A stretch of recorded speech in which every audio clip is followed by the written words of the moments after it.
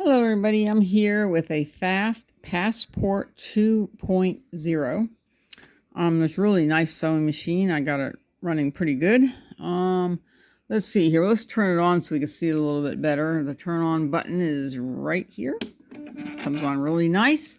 I left the foot up because we're going to show you how to thread this machine. You come over here, and since it's an old thread, you threader, you put it this way into this little slot, over to this little slot. Now when you got your foot in the highest position, it opens the chambers of your tension right here. See how loose that is? And it comes down through there, down there, around this little guy, up here to the uptake right here, down into the little slot, goes into that spot, comes back down into your needle, and into that little hook up, and then the needle puts up so you can, make sure that it receives that thread up in there. This is a top feed, feeds from the top instead of the bottom.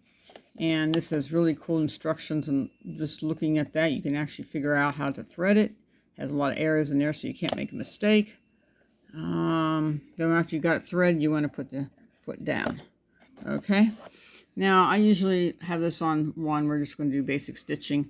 And I want to go up a little bit. So we're making this to a 0.4. There you go. So it makes it a little bit elongated. I don't like the small stitching. This is your indicating area that tells you what kind of stuff you want to do. She has a little slot here that has all the stuff it can do right through here. See? And you just pick a number and you can do it. Put that back. I think this is her speed, how fast you want to go and how slow you want to go. Now, I didn't download the manual into my phone, or maybe I did, but I need to get that out of there. So it's slowing my phone down a little bit. But it's a really nice machine. Whenever you want to use a bobbin, you want to come from, fill up the bobbin area, you come from the back, and you want to kind of go there, back this way, circle around this little lever right here, around there, put your bobbin in and just click it, and it should be an automatic and it should feel. She was wanting me to replace this guy. Well, they don't make this anymore. So I figured what I can do is called drill and tap. So I drilled a hole, tapped it in, and used a special tape to help hold it. But I need to put a little dab of Gorilla Glue on it, but I don't have it. I don't know what happened to it. It disappeared. So anyway, it still works, and you still fold it down like that. See, it folds down all the way down, and then you can go somewhere. And when you want to get back to sewing, you can plop it back up. So this still works. But you cannot buy the whole connection anymore. The only way you can do it is get a plastic one, drill and tap it. But a metal one works better and easier to hold and don't break so easily, since plastic has a tendency of getting old and breaks. So I figured let's go ahead and give her a metal one. It would be better. Oh, let's see what else we got to do. And this is your tension. This is your foot pressure. So you know how much pressure you want on that foot.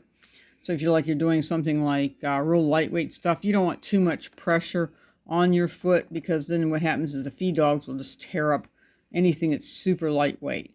If you have, if you're working on like denim or duck or something like that, you want that foot, to come down and make it really hard, so that really grabs it and pulls it through, because it's really hard if it doesn't do that.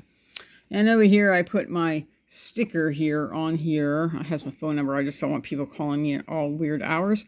And that kind of gives you a date, when you had it last serviced. Anyway, probably showed you my phone number. I don't mean to. This one has a really cute measuring thing right here.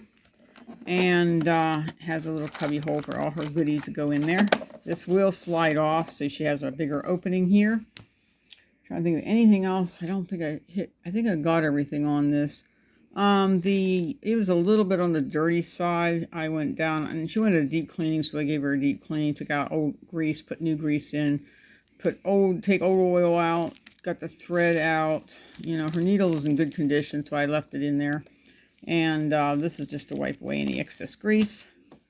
So I guess we're gonna listen to see how this sounds, since I haven't ran it for about a week now. See how it runs. Here we go. Yeah, it's running nice. And I like this little option where you push the reverse button here, and then it reverses it. It goes back a couple and then comes back in.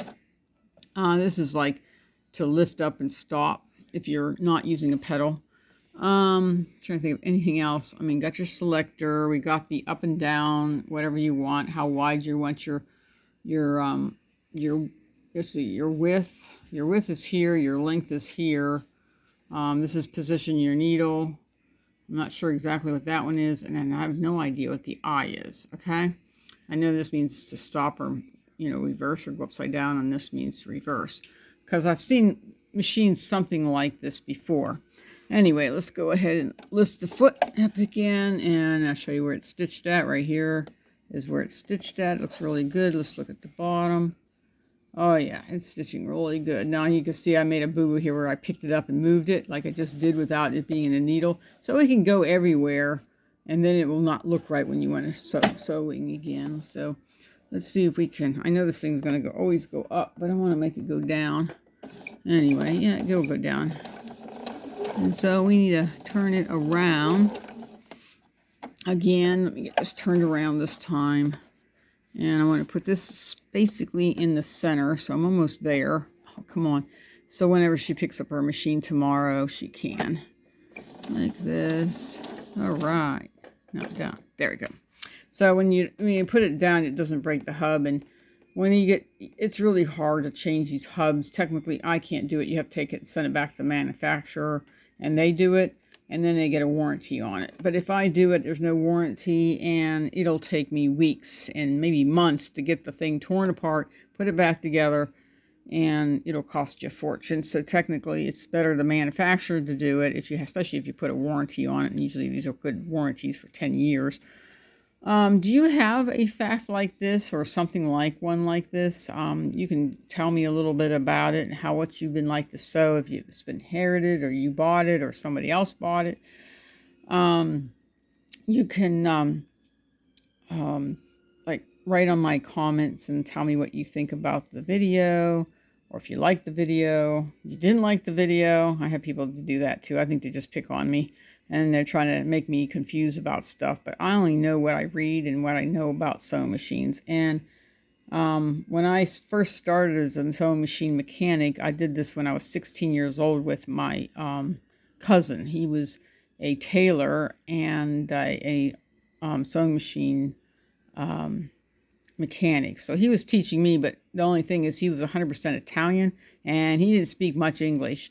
I had to rely on his wife, because she spoke more English, even though she could speak Italian. And she said, if I don't tell you what he said, he's probably swearing, and I'm not going to tell you what he said. And I said, don't worry, I don't want to know. Anyway, so this lady's going to come pick up her machine tomorrow, and I hope she enjoyed her video, because these videos I make are mostly for her and anybody else that wants to learn a little bit about a passport, PFAFF passport. Anyway, but this is a nice machine, and I hope she gets a lot of good use out of it. And have a blessed day, and like the video, and subscribe, and these all help me. Even if you share the video, I get a little portion of money if you share it, and that kind of gets me more people to watch. Anyway, have a blessed day. Talk to you guys later. Bye-bye.